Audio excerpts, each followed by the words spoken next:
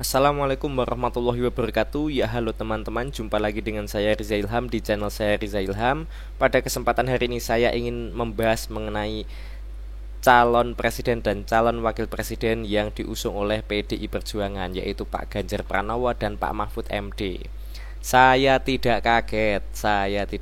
Kenapa saya tidak kaget? Karena saya sudah prediksi bulan April saya sudah tahu. Saya buat VT-nya, bukan VT, saya buat YouTube short-nya. Bisa dilihat di YouTube short saya sudah menyatakan bahwa calon wakil presiden dari Pak Ganjar itu Pak Mahfud MD. Bisa dicek di YouTube short saya. Nah, total sudah dua prediksi saya. Pertama, saya memprediksi kalau Bu Puan tidak akan dicalonkan sebagai presiden dari PDI Perjuangan. Yang dicalonkan adalah Pak Ganjar. Sesuai dengan prediksi saya, bisa dilihat di YouTube short saya. Saya sudah memprediksi Pak Ganjar capresnya PDIP, terbukti. Pak Mahfud cawapresnya Pak Ganjar, terbukti juga. Jadi total dua prediksi saya jitu, tidak meleset. Nah, ini kalau sudah 3 capres cawapres, saya bisa memprediksi yang menang siapa. Saya bisa prediksi. Ini prediksi ya, bukan ramalan, saya bukan dukun ya. Nah, sekarang kita bahas kenapa kok saya bisa memprediksi kalau Pak Mahfud yang menjadi calon wakil presiden dari Pak Ganjar. Tak lain dan tak bukan adalah karena Pak Ganjar butuh sosok besar di belakangnya. Siapa itu? Ya Pak Mahfud. Siapa lagi? Ini sama polanya seperti ketika Pak SBY maju pertama kali dan Pak Jokowi maju pertama kali sebagai calon presiden. Kebetulan Pak SBY dan Pak Jokowi wakilnya sama, Pak JK, Yusuf Kala. Di 2004, untuk periode pertama pencalonan sebagai presiden, Pak SBY butuh nama besar seorang Yusuf Kala. Di periode pertama Pak Jokowi tahun 2014, Pak Jokowi juga butuh nama besar seorang Yusuf Kala. Nah, di sini Pak Ganjar juga butuh satu nama besar. Ya, nggak lain nggak bukan Pak Mahfud, nggak ada yang lain, gitu loh. Nah, kalau untuk nanti di periode 2 itu ya terserah. Kalau nanti terpilih ya, biasanya seperti ini sejak reformasi ya. Siapa yang kepilih sebagai presiden itu seperti auto 2 periode, gitu. Pak SBY 2 periode, Pak Jokowi 2 periode, dan polanya sama. Pertama butuh nama besar, periode kedua terserah milih siapa. Pak SBY periode pertama dengan Pak Yusuf Kala, periode kedua dengan Pak Budiono. Pak Jokowi periode pertama dengan Yusuf Kala, periode kedua dengan Pak Maruf Amin. Nah, ini polanya sama. Ini untuk periode pertama Pak Ganjar pasti butuh nama besar. Nah, saya sudah mengawang-awang siapa sih nama besar yang bisa mendulang suara banyak. Dan hanya nama Pak Mahfud MD yang ada di otak saya.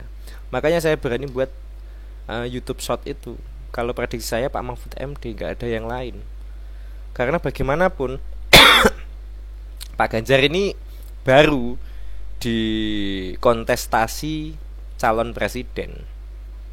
Kalau nggak sama Pak Mahfud, suaranya akan kecil menurut opini saya, gitu loh. Coba deh, berani nggak PDIP nyalonkan dari PDI semua? Karena kan presidensial thresholdnya kan udah cukup kan.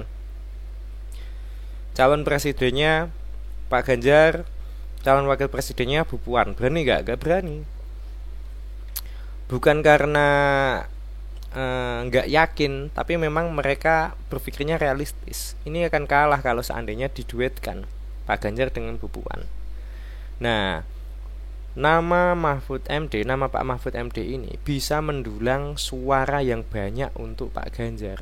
Karena apa? Track recordnya bagus, pengalamannya luas, basis pendukung Pak Mahfud itu ada, ditambah basis pendukung Pak Ganjar, ditambah loyalis PDIP.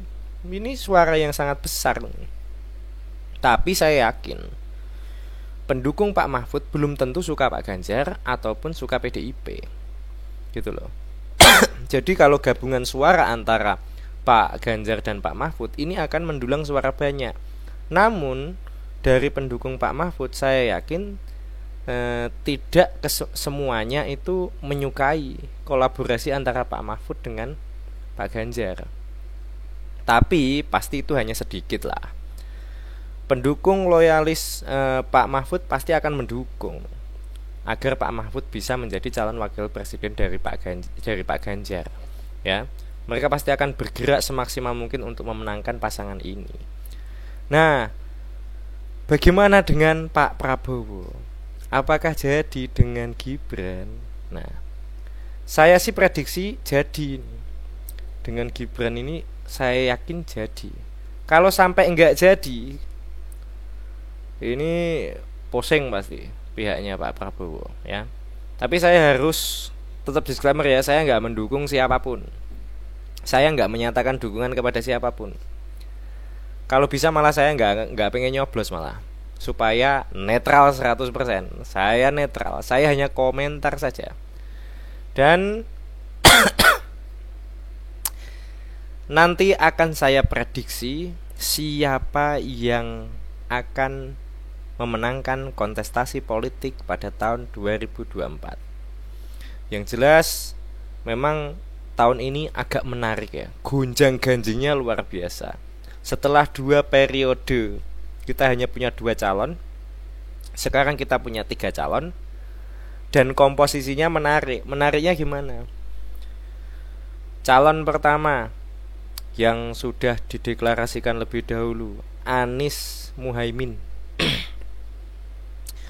Anies Muhaimin ini kemarin sempat sedikit ada drama-drama ya, yang dimana ini aneh, ada kolaborasi antara Anies Baswedan dan Muhaimin Iskandar, dimana Pak Muhaimin sebelumnya itu berseberangan dengan Pak Anies dalam pandangan politik atau dalam koalisi politik.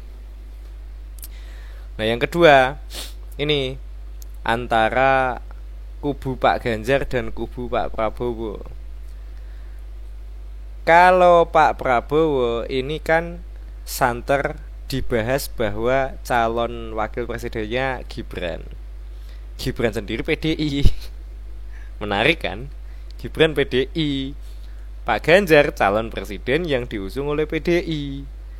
Nah ini seperti Anies Muhaimin ngelawan 2 PDI ya, seperti itu. Uniknya seperti itu. Tapi kan ini kita belum bisa melihat secara gamblang dan menyeluruh ya.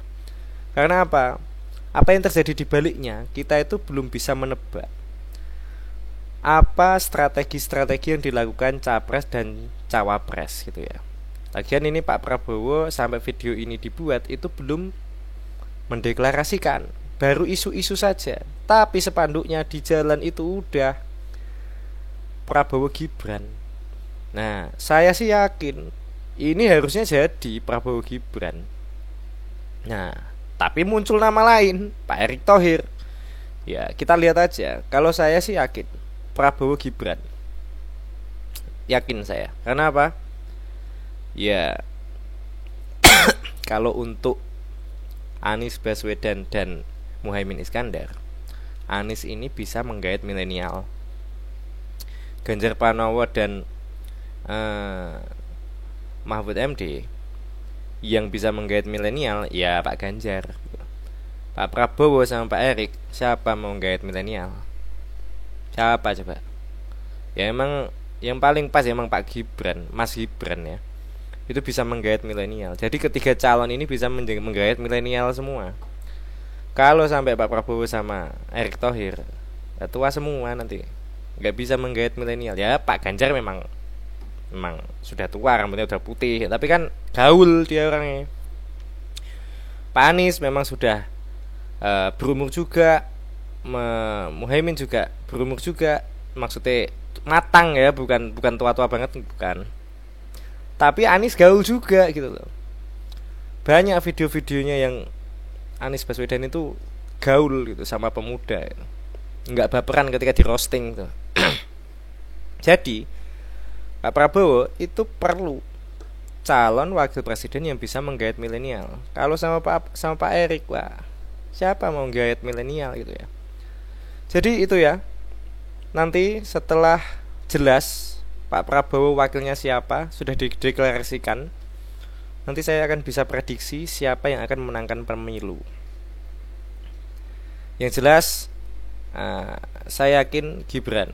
Kalau sampai gak Gibran, sembuh karmu Pak Prabowo. Gak tahu lah saya. Yang jelas saya gak memilih siapa-siapa ya. Saya netral 100%. Tapi prediksi saya mantap jitu.